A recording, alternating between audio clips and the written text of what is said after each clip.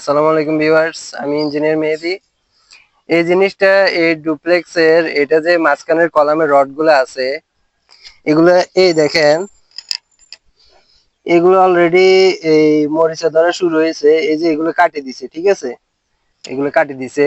এটা হচ্ছে এই বাড়ির মালিক যে সময় বিল্ডিং করা শেষ, এই জিনিসটা এই অলসতার কারণে তারা এই কাজটা করায় না। সেটা হচ্ছে এই যে মরিচাটা যাচ্ছে, এটা আস্তে আস্তে নিচের দিকে যাবে। এই যে ছাদের যে টপ লেয়ারের রড গুলো আছে, ওগুলাতে এটা মরিচাটা চলে যাবে, ঠিক আছে। তাহলে এটার উপায়টা মানে এই যে মরিচা যাতে না ধরে, সেটা ইয়ে করার ইয়ে হচ্ছে এই ইয়ার উপরে আপনার বাতাসের যে সংস্পর্শে আছে, ওইখানে আপনার কভারিং হচ্ছে 1.5 ইঞ্চি, ঠিক আছে। এটার উপরে যদি 1.5 ইঞ্চি করে একটা বিট দিয়ে দেয়, মানে চারিদিকে একটা বিট দিয়ে দেয়, তাহলে এই জিনিসটা এই বাতাসটা ওইটার টাচে যাবে না আর কি, ঠিক আছে।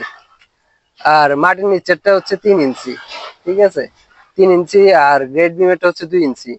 তা আমরা যদি এখানে এই 1.5 ইঞ্চি করে একটা বিট দিয়ে দেই এই রড গুলো কেটে, তাহলে এই জিনিসটা ওকে থাকে। এই এই জিনিসটা অনেকে করে না। আপনারা যারা বাড়ির মালিক আছেন তারা এই জিনিসটা খেয়াল রাখবেন।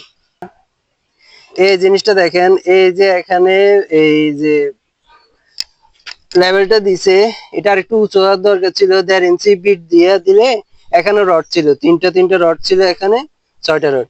এগুলো যেরকম কভার দেওয়া হয়েছে, এরকম সবগুলাই কভার দিতে হবে। এখানেও কিছু রয়ে গেছে, এগুলো কভার দেওয়া হয় নাই। আপনারা যারা বাড়ির মালিক আছেন এগুলো খেয়াল রাখবেন।